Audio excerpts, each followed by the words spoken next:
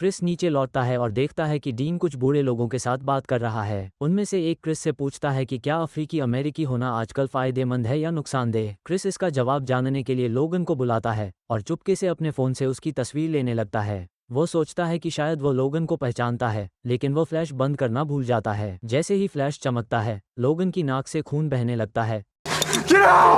Chris पर झपटता है और उसे पार्टी से बाहर निकलने के लिए चिल्लाता है।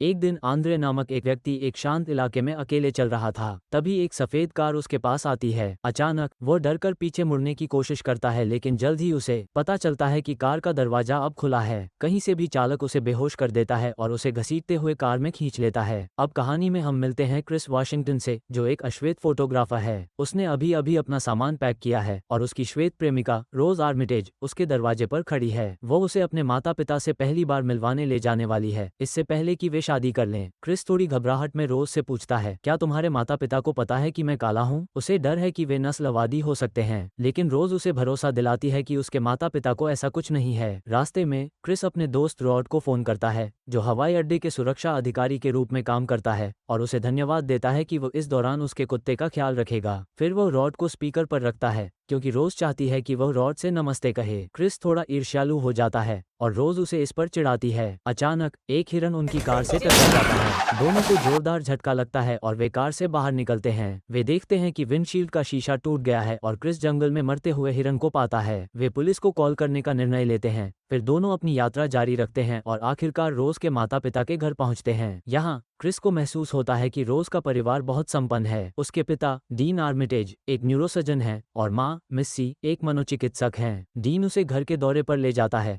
लेकिन क्रिस को ये देखकर थोड़ा अजीब लगता है कि घर के ग्राउंड्सकीपर और हाउसकीपर दोनों ही काले हैं। डीन उसे समझाता है कि ये दोनों लोग पहले उसके माता पिता की देखभाल करने के लिए काम करते थे, लेकिन अब उनकी मृत्यु हो चुकी है। इस तरह से कहानी की शुरुआत होती है और क्रिस को धीरे धीरे एहसास होता है कि इस परिवार में कुछ अजीब सा चल रहा है। क्रिस और रोज के माता पिता उनके साथ बैठकर बातें करने लगे। बातचीत के दौरान रोज के माता पिता ने बताया कि वे अगले दिन एक हाउस पार्टी आयोजित करने जा रहे हैं। ये सुनकर क्रिस थोड़े असहज हो जाते हैं, क्योंकि यह एक नया अनुभव था। वो बात करने लगते हैं कि कैसे डीन ने क्रिस को धूम्रपान की आदत से बाहर निकालने की कोशिश की। डीन ये भी कहता है कि सम्मोहन चिकित्सा इस आदत को छुड़ाने में मदद कर सकती है। इसी बीच एक गृहस्वामी जॉर्जिना चाय बनाने आती है, लेकिन उसकी आंखों में एक अजीब सी घबराहट है, जैसे वह खुश भी है और परेशान भी। Why don't you go lay down? Just get some rest. लेकिन इससे पहले कि हम क्रिस की प्रतिक्रिया देख पाते, उन्हें जेरेमी रोज के छोटे भाई का सामना करना पड़ता है। वह नशे में होता है और डिनर के दौरान हाई स्कूल में रोज के बारे में कुछ शर्मनाक बातें बताता है। इस बीच हाउसकीपर अजीब तरीके से पृष्ठभूमि में छिपी रहती है। फिर जेरेमी क्रिस से सवाल करता है कि वह कितना अच्छा लड़ाकू है और दावा करता है कि काले लोग सफेद लोगों से शारीरिक रूप से ज्यादा मजबूत होते हैं। चीजें और भी अजीब हो जाती हैं जब जेरेमी अपनी सीट से उठकर क्रिस से लड़ाई के लिए चुनौती देने लगता है, लेकिन सौभाग्य से डीन और मिस्सी उसे रोक लेते हैं, इससे पहले कि कोई और बड़ा विवाद हो। रात के समय जब क्रिस और रोज अपने कमरे में होते हैं, तो रोज गुस्से में चिल्लाती है कि उसका परिवार कितना अजीब और नस्लवादी था। वो क्रिस से माफी मांगती है क्योंकि वो सोचती थी कि ऐसा नहीं होगा। फिर रात को क्रिस को नींद नहीं आती, तो वो बाहर सिगरेट पीने जाता है। बाहर जाते ही उसे अचानक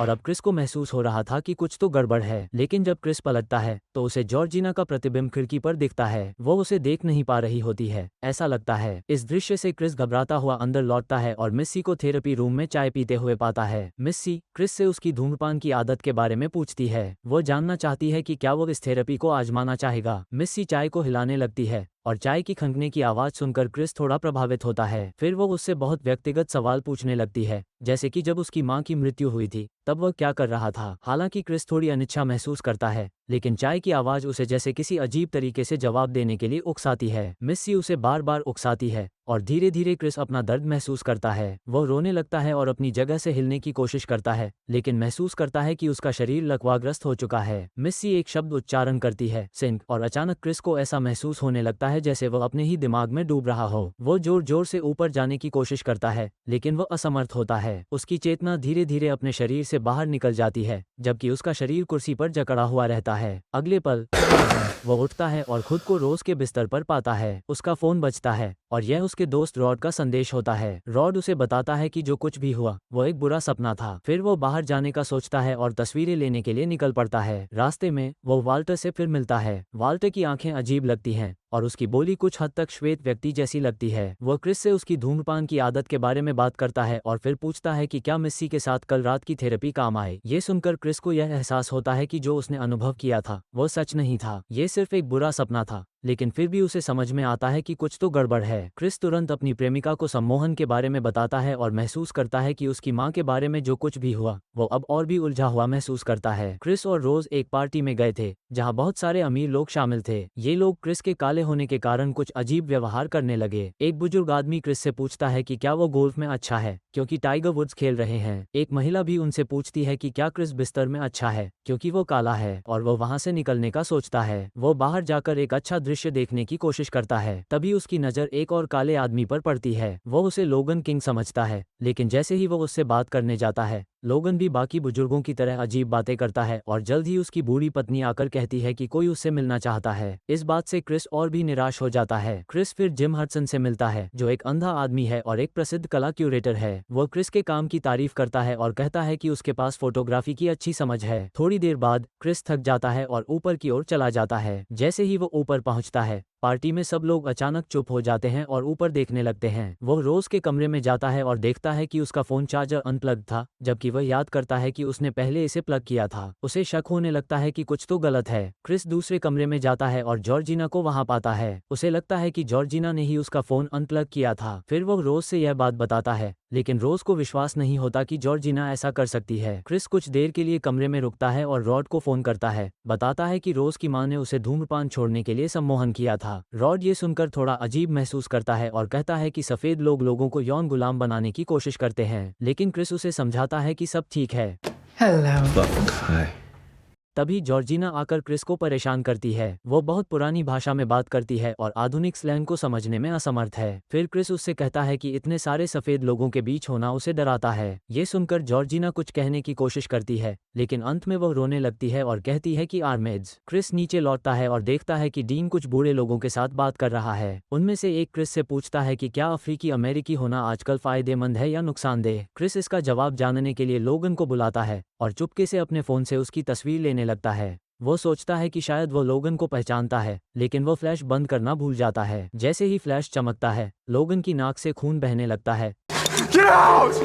क्रिस पर झपटता है और उसे पार्टी से बाहर निकलने के लिए चिल्लाता है, और डीन सबको बताता है कि लोगन को मिर्गी है और कैमरे का फ्लैश उसे उत्तेजित कर देता है। इसके बाद लोगन मिस्सी के थेरेपी रूम से बाहर आता है और कहता है कि वो अब बेहतर महसूस कर रहा है। वो अपनी पत्नी के साथ आराम करने घर जाना चाहता है। डीन फिर पार्टी में सभी को एक खेल में भाग लेने के लिए कहता है, लेकिन रोज देखती है कि क्रिस उदास है, इसलिए वो उसे टहलने ले जाने का फैसला करती है। इसी बीच परिवार और मेहमान एक अजीब नीलामी करने लगते हैं जिसमें अंधा जिम हडसन सबसे ज्यादा बोली लगाने वाला बन जाता है। जंगल में टहलते हुए क्रिस रोज से कहता है कि सम्मोहन के बाद वह बहुत अजीब महसूस कर रहा है। उसे लगता है कि उसने पहले लोगन को पहचाना था और वह घर जाना चाहता है। रोज सहमत हो जाती है और वे सुबह शहर लौटने की योजना बनाते हैं। जब रात हो जाती है वे घर लौटते हैं और सभी मेहमान अपनी कारों में सवार होकर जा रहे होते हैं। क्रिस फिर रोज के कमरे में अकेला होता है और अपनी तस्वीर रॉड को भेजता है। रॉड को ये तस्वीर देखकर एक शौक लगता है क्योंकि वो उस आदमी को जानता है जो अपने दोस्त को डेट करता था। रॉड गुस्से में आकर क्रिस से पूछता है कि क्या हो रहा है। क्रिस को एहसास होता है कि कुछ गड़बड़ है जब उसकी बैटरी खत्म हो जाती है और वह रॉड से आगे बात नहीं कर पाता। वो रोज को बताता है कि अब उन्हें जाना होगा। रोज को कोई आपत्ति नहीं होती, लेकिन वह कहती है कि उसे फिर से तैयार होने की जरूरत है। जब रोज उसे कमरे में अकेला छोड़ती है तो क्रिस का ध्यान बैग और खुली अलमारी पर जाता है। वह अलमारी खोलता है और पाता है कि वहां रोज की कई तस्वीरें हैं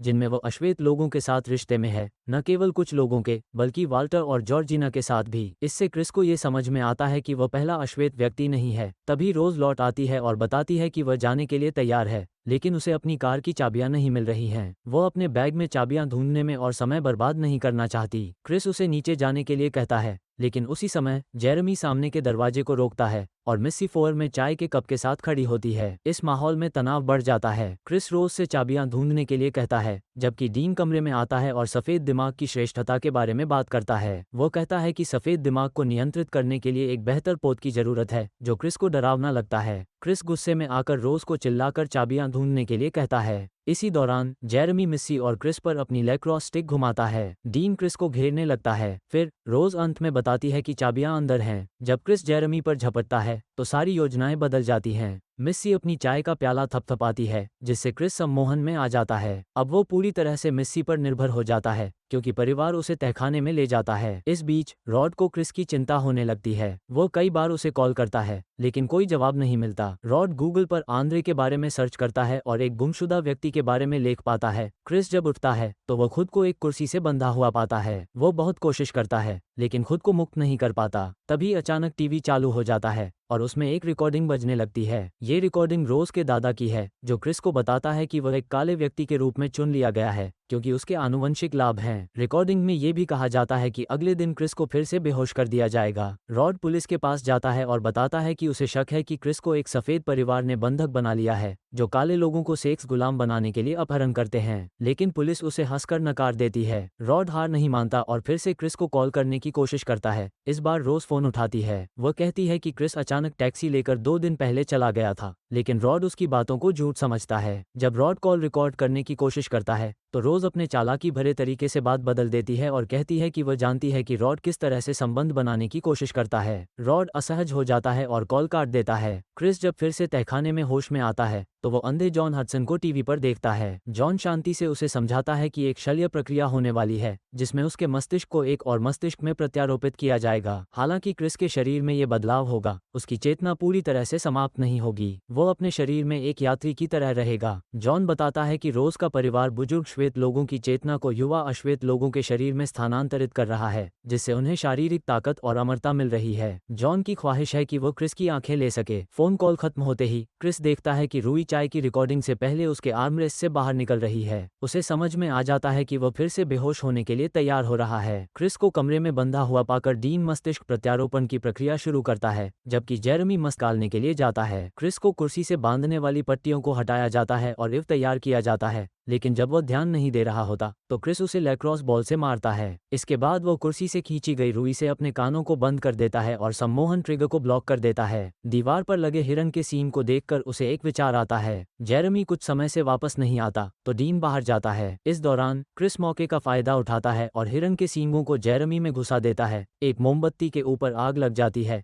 जो ऑपरेटिंग रूम में जलती हुई आग फैलाती है। क्रिस ऊपर की ओर बढ़ता है और मिस्सी के पास पहुंचता है। मां के सामने आते ही वो टीकप को टेबल से गिरा देती है, तेजी से एक वस्तु लेता है और उसकी हथेली पर वार करता है, लेकिन क्रिस उसे काबू में कर लेता है और उसकी आंख में छुरा घोंप देता है। जब वह सामने के दरवाजे तक पहुंचने की कोशिश करता है, खून से लथपथ जेरेमी उसे एक हेडलॉक में फंसा लेता है। क्रिस संघर्ष करता है और वह उसे पिंडली में छुरा घोंपने में सफल हो जाता है। फिर वो उसकी खोपड़ी पर जोर से ठोकर मारता है, ये सुनिश्चित करने के लिए कि अब वो मरा हुआ रहेगा। इस सब के बीच रोज ऊपर बैठकर संगीत सुन रही है और गूगल पर काले लोगों की शर्टलेस तस्वीरें देख रही है, जबकि उसे पता नहीं होता कि नीचे क्या हो रहा है। क्रिस को कार की चाबियां मिल जाती हैं और वह रोज की कार स्टार्ट करता है। जैसे ही वो कार को तेजी से चलाने लगता है, वो गलती से बाहर निकलते हुए जॉर्जिना को टक्कर मार देता है। उसे जॉर्जिना पर तरस आता है, क्योंकि उसकी मां भी एक हिट एंड रन में मारी गई थी। वो उसे कार के अंदर ले जाता है। हालांकि इस दौरान रोज ने टक्कर की आवाज सुनी और राइफल लेकर बाहर दौड़ती है। कहती है, दादी ये यहीं पर है। ये पता चलता है कि जॉर्जिना के पास दादी का दिमाग है और वह जाग जाती है। क्रिस पर अचानक हमला होता है और वह गुस्से में भरकर क्रिस को मारने की कोशिश करती है,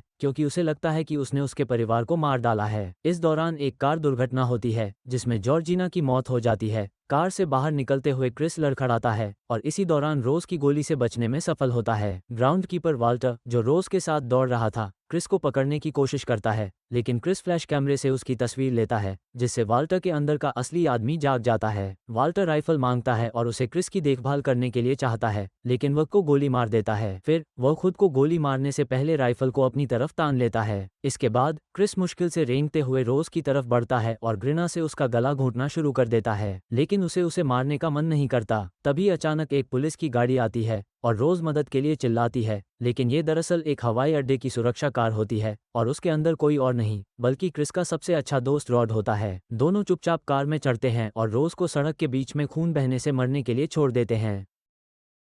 तो अगर आपको ये वीडियो अच्छा लगा तो लाइक और सब्सक्राइब जरूर करें। हम आपके लिए और भी फिल्म रिकैप्स और कहानी लेकर आएंगे। हिंदी सिनेमा रिकैप्स के साथ हर फिल्म का सार समझिए कुछ ही मिनटों में।